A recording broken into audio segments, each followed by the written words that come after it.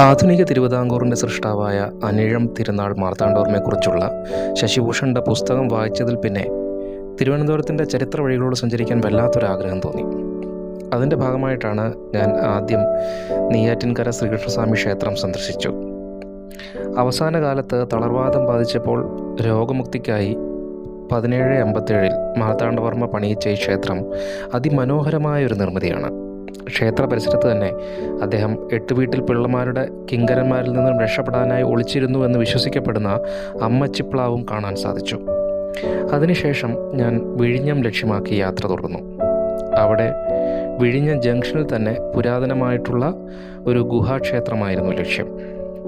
9-ാം നൂറ്റാണ്ടിൽ വിഴിഞ്ഞം ആസ്ഥാനമാക്കി ഭരിച്ചിരുന്ന ആയി രാജാവായ വിക്രമാദിത്യ വരഗുണൻ്റെ കാലത്ത് നിർമ്മിച്ചിരിക്കുന്നുവെന്ന് കരുതുന്ന ഈ ക്ഷേത്രത്തിൽ വീണാധാരിയായ ദക്ഷിണാമൂർത്തിയാണ് പ്രതിഷ്ഠ. ഇരുവശത്തുമായി ശിവൻ്റെ 2 രൂപങ്ങൾ കൊത്തിവെച്ചിട്ടുണ്ട്.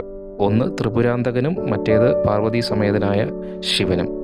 തിരക്കുള്ള ഒരു ടൗണിനടുത്തായിട്ടും ആ ക്ഷേത്ര പരിസരത്ത് ഞാൻ വല്ലാത്തൊരു ശാന്തത അനുഭവിച്ചു. കേന്ദ്ര സർക്കാരിൻ്റെ സംരക്ഷണ പദ്ധതിയിൽ ഉൾപ്പെട്ടതാകിയാൽ വളരെ വൃത്തിയായി സൂക്ഷിക്കപ്പെട്ടിട്ടുണ്ട്. ക്ഷേത്രത്തിൽ നിന്നും തൊഴുതിറങ്ങി നേരെ വീട്ടിലേക്ക് നെയ്യാറ്റിൻകര ക്ഷേത്രത്തിൽ നിന്നും വാങ്ങിയ പാൽപ്പായസവും സേവിച്ച് ഇന്നത്തെ യാത്രയ്ക്ക് സുഖവിരാമം കുറിച്ചു.